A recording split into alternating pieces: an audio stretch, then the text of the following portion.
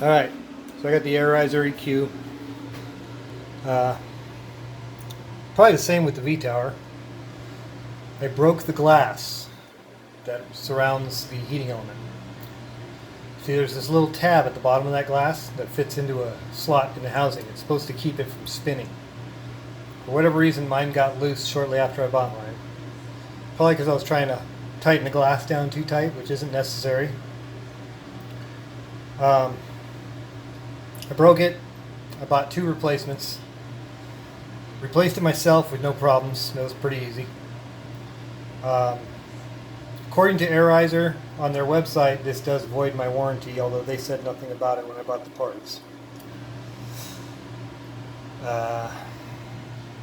So what I did, because you break your shit, you don't want to spend 2 hours putting it back together right, even if you got the part already. So here's a temporary fix.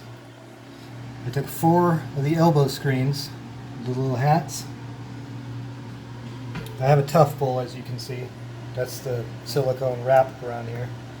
That helps with this. I got the 4 screens in there. This thing, it wiggles a little bit, but it's tight enough in the glass that I'm going to get my bag filled for tonight. And tomorrow I'll take it apart, fix it. I may do a video about that too, so stay tuned. If you like this box, we'll probably be making those soon too.